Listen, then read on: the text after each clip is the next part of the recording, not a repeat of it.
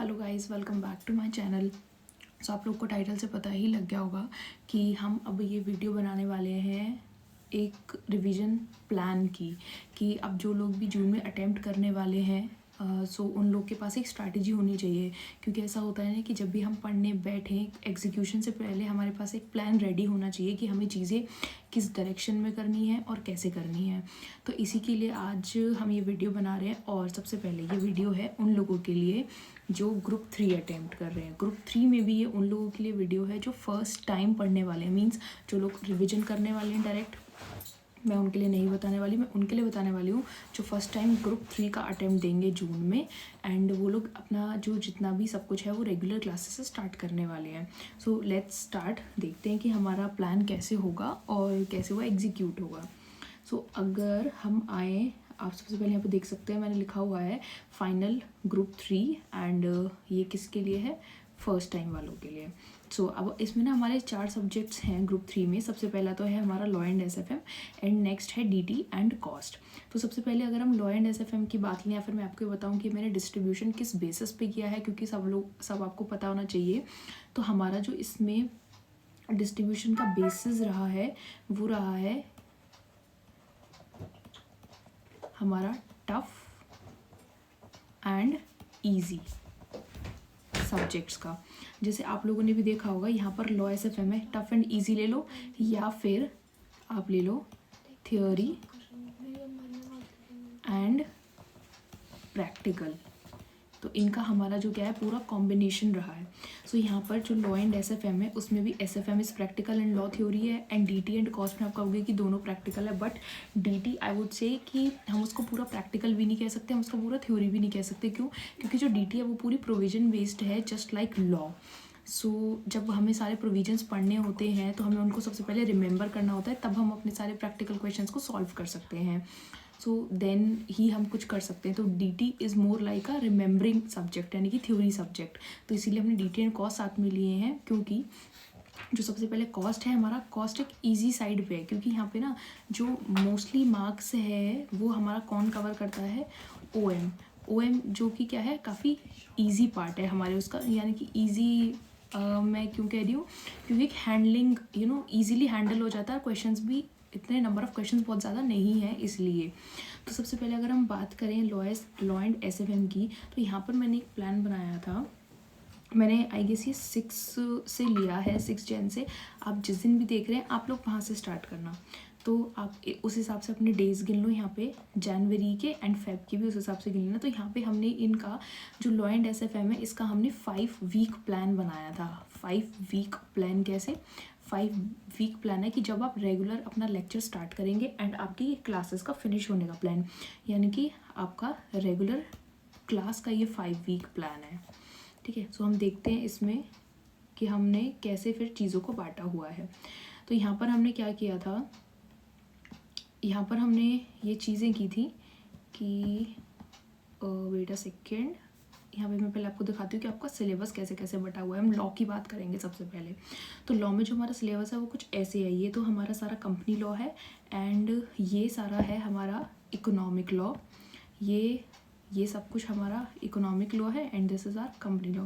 तो हमने इस तरीके से चीज़ों को बांटा हुआ है, क्या क्या चैप्टर्स हैं। अब हमने ये दिया हुआ है कि हमें हर वीक वाइज चीज़ों को कॉम्बिनेशंस बना के पढ़ना कैसे है, क्योंकि एक कॉम्बिनेशन परम्यूटेशन होना बहुत ज़रूरी है, जिससे कि हम पूरा कैलकुलेट कर पाएँ कि हम कैसे किस फ्लो में आगे बढ़ने वाले हैं।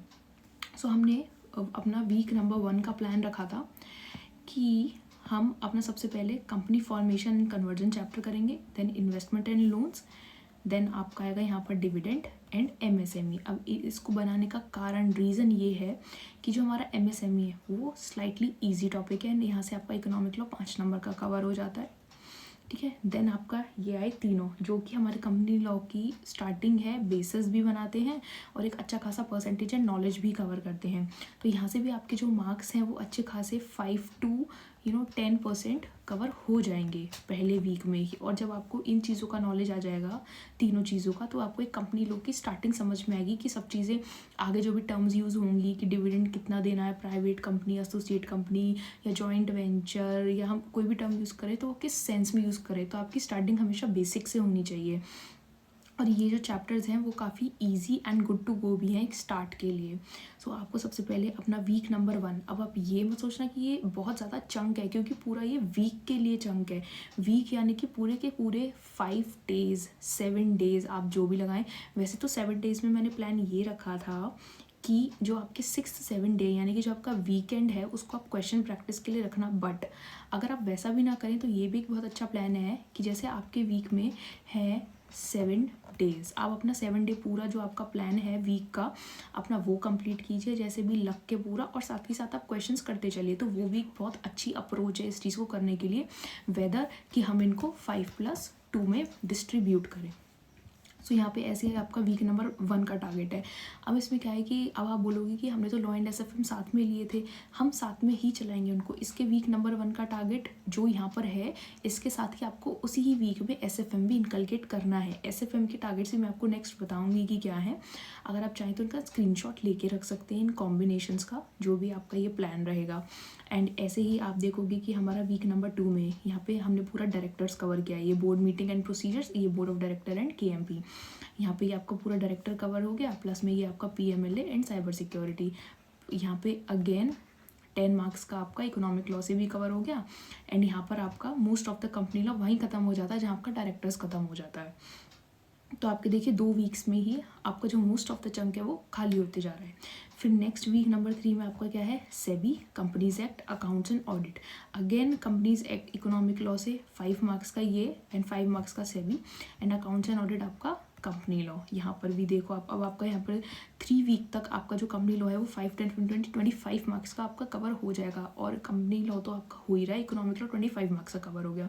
सो ये आपको बहुत एक अच्छा सेंस ऑफ सेटिस्फैक्शन देगा कि जैसे जैसे आप बढ़ते जा रहे हैं आपकी चीज़ें कंप्लीट होती जा रही हैं।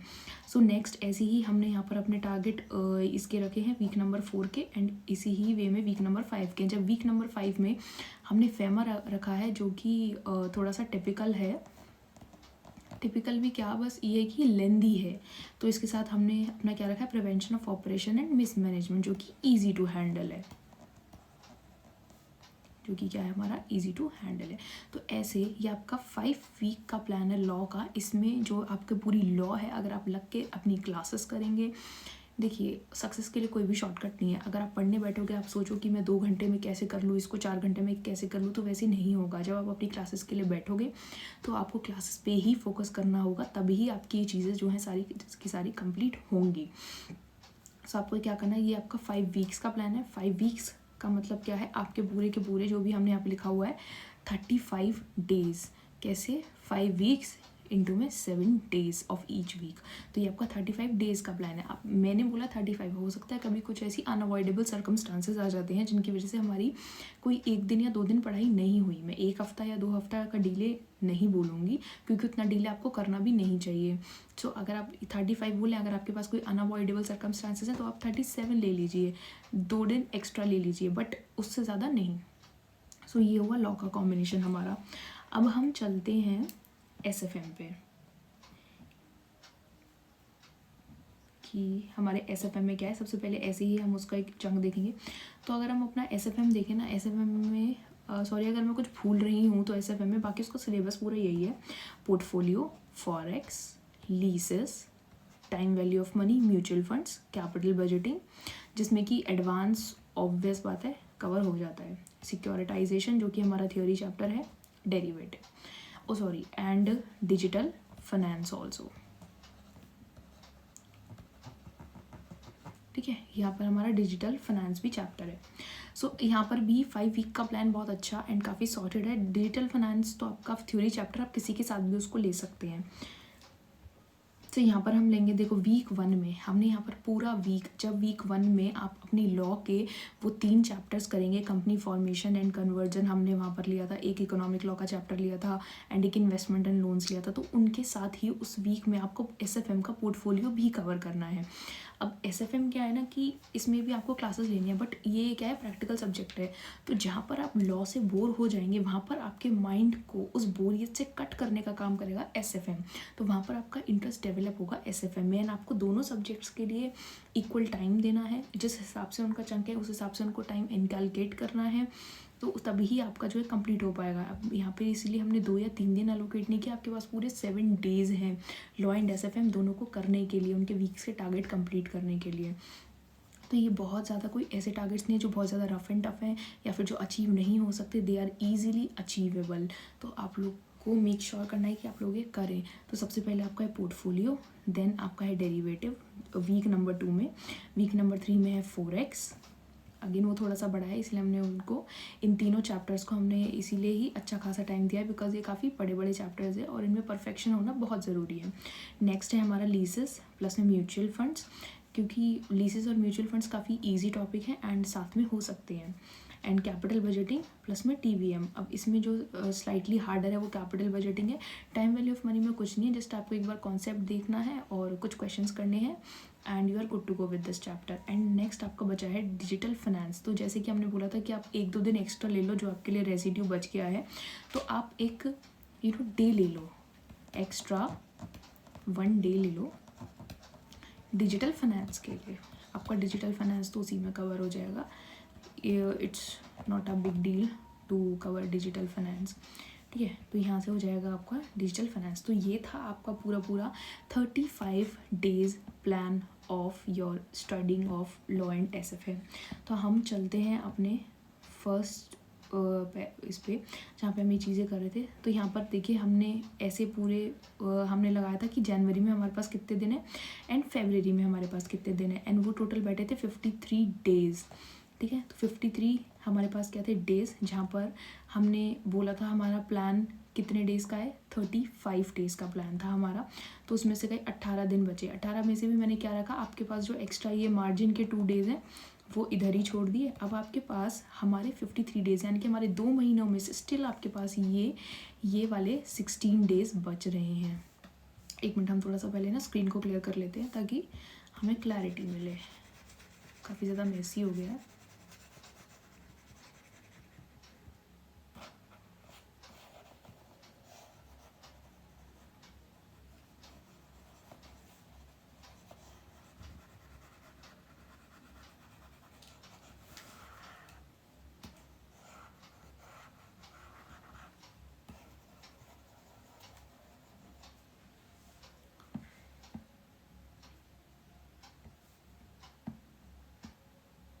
ठीक है, तो हम क्या बोल रहे थे कि हमारे पास यहाँ पर हैं 53 डेज़, 53 में मैं 53 डेज़ हैं माइनस हमने 35 डेज़ का प्लान बनाया था, प्लस में मैं 2 डेज़ आपको एक्स्ट्रा दे रही हूँ। तो आपके पास कितने डेज़ बचे यहाँ पर, 16 डेज़। तो आप अपने 2 महीने में से ये 16 डेज़, ये वाले 16 डेज़ आप इधर कैरी फॉरवर्ड कर सकते हैं। तो यहाँ पर आपके पास अभी टेक्निकली 16 डेज़ तो हैं ही, प्लस में हमारे पास जो 35 डेज़ का प्लान होगा, यहाँ भी अगेन 35 डेज़ का प्लान होगा।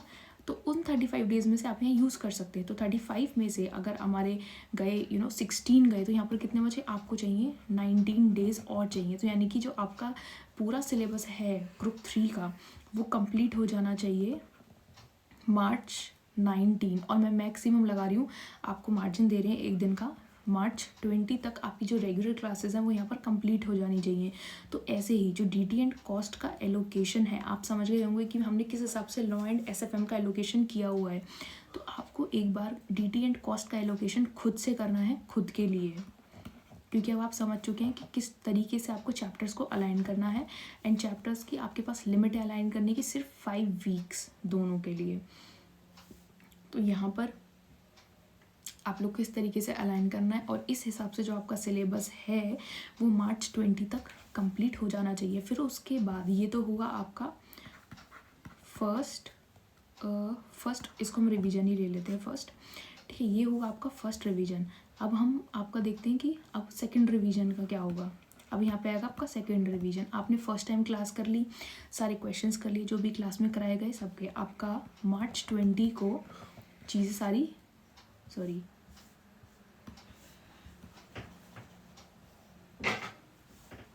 आपका मार्च 20 को चीज़ें सारी कंप्लीट हो चुकी हैं, ठीक है। तो अब हमारे पास कितने दिन बचे, मार्च के 11 डेज, अप्रैल 30, ठीक है, मई 31 एंड जून को भी हम कैलकुलेट नहीं कर रहे क्योंकि वो हमारा बिल्कुल लास्ट टाइम है। तो आपके पास कितने डेज बचे? 60, 62 एंड 72 डेज, जो कि हमारे लिए मोर देन इनफ है पास होने के लिए। सो अब क्या है, अब इस 72 डेज़ का हमें एलोकेशन करना है। अब 72 डेज़ का हम एलोकेशन कैसे, देखो ये मार्च 20 है ना, ये मे बी आपका 21 या 22 आए, क्योंकि आप जिस डेट से पढ़ने बैठेंगे आप वहाँ से काउंट करेंगे। तो हम अभी मोटी मोटी ये जो भी मेरे हिसाब से कैलकुलेशन है वो मैं 72 डेज़ ले रही हूँ। हो सकता है आपका 70 आए, 69 आए, तो the digit may be differ, तो उसमें कोई टेंशन लेने वाली बात नहीं है कि हमारा 72 ही क्यों नहीं आ रहा। तो यहाँ पे जो हम 72 है इनका एलोकेशन करते हैं अपनी सेकंड रिवीजन के लिए। तो अब आपको क्या करना है सेकंड रिवीजन में, देखो फर्स्ट में क्या है कि लेक्चर्स हो चुके हैं, ठीक है। तो अब सेकंड में क्या है, अब हम क्या है धीरे धीरे ना अपनी हमें कमियों को दूर करना है। अब हमने पढ़ तो लिया सब कुछ, सेकंड रिवीजन में आपको क्या करना है कि आपने यहाँ पर जो भी क्वेश्चंस करे हैं और आपको लगा है कि यहाँ पर यार अभी ना कुछ कॉन्सेप्ट्स हैं जो जिनमें अभी मेरी कमियाँ हैं, तो आपको क्या करना है, खैर कमियों को छोड़ो, सेकंड टाइम में आपको क्या करना है, जितने भी आपके क्वेश्चंस हैं आपको उनको प्रैक्टिस करना है दोबारा, प्रैक्टिस क्वेश्चंस, और कम टाइम में अपने प्रोविजंस को रिवाइज करना है। Practice question and provision revise, अब वो आपको कितने टाइम में करना है। तो पहला वाला जो चीज़ें हैं वो हमने 35 70 डेज़ में की हैं। तो यहाँ पर हम चारों सब्जेक्ट के लिए जो मैक्सिमम लगाएंगे वो हम अपना टाइम अब थोड़ा सा कम करेंगे। यहाँ पर हम उन चीज़ों को करेंगे 40 डेज़ में। 40 डेज़ भी मैंने आपको बहुत ज़्यादा दिए हैं, तो 40 डेज़ में अब चाहे आपके पास यहाँ पर ऑप्शंस हैं क्या, पहला कि आप चाहें तो 10 डेज़ ईच ले लें फॉर एवरी सब्जेक्ट, या फिर दूसरा है कि आप 20 दिन ले लें फॉर एवरी 2 सब्जेक्ट, 20 दिन ईच फॉर 2 सब्जेक्ट्स। लाइक जो हमने पहले कॉम्बिनेशन बनाए थे आप उसी कॉम्बिनेशन में पढ़ लें ऐसे। तो आपके पास ये ऑप्शंस हैं, या फिर 40 दिन में आप जैसे चाहें वैसे पढ़ सकते हैं, वीक्स में बांट लो, डेज़ में बांट लो, लेकिन आपको क्या करना है यहाँ पर कि ये जो आपके क्वेश्चंस हैं आपको प्रैक्टिस करने हैं, दोबारा रिवाइज करना है। एंड एक मेन काम जो आपको इधर करना है वो ये, हम उसको स्टार मार्क करेंगे, आपको यहाँ पर मेन काम क्या करना है कि इस वाली रिवीजन में जब आप ये रिवीजन करेंगे तो जब आपको ये दिखेगा ना कि आपकी कुछ कमी है अभी लेफ्ट, तो आप उसको एक डायरी में नोट करेंगे, अपनी लैकिंग्स, नोट योर लैकिंग्स, जो जिस भी चीज़ में आपको कमी है। अभी मान लीजिए आपने एक पोर्टफोलियो का क्वेश्चन किया कोई कॉन्सेप्ट का, आपने वो क्वेश्चन कर तो लिया देख के समझ के, लेकिन अभी आपको उस चीज़ में कॉन्फिडेंस नहीं है या फिर आप अटके उस चीज़ में, तो जहाँ आप अटकेंगे आप इस डायरी में उन सारी लैकिंग्स को नोट करेंगे। तो यहाँ पर सम अप हुई हमारी सेकेंड रिवीजन, ठीक है। अब हमने 40 डेज़ तो यहाँ ले लिए, तो 72 में से 40 गए, हमारे कितने बचे, अब हमारे पास लेफ्ट है 32 डेज़। अब इन 32 डेज़ में अब हम यहाँ पर करेंगे अपनी ये, यहाँ पर हमारी सेकंड रिवीजन सम अप हुई। अब हम आते हैं अपनी थर्ड रिवीजन पे। अब हमारे पास कितने दिन है, 32 डेज़, ठीक है। अब हम आएंगे अपनी थर्ड रिवीजन पे। थर्ड रिवीजन हम करेंगे अपनी 16 डेज़ में। अब 16 डेज़ में भी अगेन आपके पास यही ऑप्शन है, पहला या तो आप 4 डेज़ ईच ले लीजिए फॉर एवरी सब्जेक्ट, सेकंड या फिर 8 डे ईच फॉर 2 सब्जेक्ट्स, ऐसे कर लीजिए, या जैसे भी आप चाहें। हमें उस बात से मतलब नहीं आप एलोकेशन कैसा कर रहे हैं, हमें उस बात से मतलब है कि चीज़ें आपकी कंप्लीट होनी चाहिए। अब थर्ड रिवीजन का हमारा पर्पस क्या होगा, तो थर्ड रिवीजन का हमारा यहाँ पर पर्पस है कि आपने जो अपनी डायरी में लैकिंग्स नोट की थी, प्रायोरिटी यहाँ पर ये रहेंगी, ठीक है। यहाँ पर हम प्रायोरिटी लिखेंगे चीज़ों की, यहाँ पर हमारी ये प्रायोरिटी रहेंगी कि पहले हमें इनको दूर करना है, ठीक है। सेकंड चीज़ क्या रहेगी, इसके बाद हमारी लैकिंग्स दूर हुई, अब भी अगर कोई ऐसी चीज़ बची, आपके पास दिन बचे हैं, तो आपको वो चीज़ें करनी है जिनमें अब भी आपको लगता है कि मान लो आपने पहले कर ली, लैकिंग्स नहीं लिखी, फिर भी आपको लगता है कि नहीं यार अभी वो चीज़ रह रही है, अभी वो चीज़ रह रही है, नहीं यार अभी मुझे ये कॉन्सेप्ट भी देखना है। तो यहाँ पर आपको मेनली यही है, अगर आपके दिमाग में कोई भी ऐसा क्वेश्चन मार्क है किसी भी कॉन्सेप्ट को लेके, तो आपको इसको हटाना है, फेड दिस और delete this question mark from your mind. तो आपको ये चीज़ें करनी है, ठीक है। ये ऐसे होगी आपकी थर्ड रिवीजन। अब आएंगे हम आपकी फोर्थ रिवीजन पे। फोर्थ रिवीजन में आपको क्या करना है, अब आपके पास दिन कितने बचे हैं, 16 दिन इसमें गए, 16 डेज लेफ्ट। अब आएंगे हम इन 16 दिनों पे। अब यहाँ पे होगी हमारी फोर्थ रिवीजन। फोर्थ रिवीजन में आपको क्या करना है, ये आपकी लास्ट टाइम रिवीजन है, आपको क्या करना है, सबसे पहले प्रायोरिटी देनी है। अब आपको अपने सारे MCQs उठाने हैं डेली बेसिस पे चारों सब्जेक्ट्स के। तो सबसे पहले आपको अपने MCQs उठाने हैं। सेकंड, अगर आपको कोई पेपर पढ़ना है, आपको लगता है कि आपको कोई पेपर पढ़ना है, तो आपको वो चीज़ें उठानी है। मैं MTP दे रही हूँ, उसका नाम, या आप ये भी कर सकते हैं कि डेली 2 सब्जेक्ट्स के पेपर्स उठा लो। और मैं यहाँ पे लिख रही हूँ कि डेली अटेम्प्ट 2 सब्जेक्ट पेपर, और उसी सेम दिन इनकी जो भी आपकी लैकिंग्स आ रही हैं उनको पढ़ लो। यहाँ से आपकी चीज़ें और ब्रश अप हो जाएंगी। थर्ड, आप क्या कर सकते हैं कि अभी भी आपको जो भी थर्ड रिवीजन के चीज़ें लग रही हैं आपको कि अभी दूर नहीं हुई हैं, तो वो आप यहाँ पे कर सकते हैं। तो ये है आपका फोर्थ रिवीजन, जहाँ पर और आप एक और चीज़ कर सकते हैं इन 16 दिन के अंदर। फोर्थ वो ये है कि आप जल्दी जल्दी अपना जो पूरा सिलेबस है, फुल सिलेबस है, उसको मिनिमम टाइम में यहाँ पर पूरा एक और बार रिवाइज कर दो, रिवाइज अगेन। तो आपके पास ये सब चीज़ें हैं।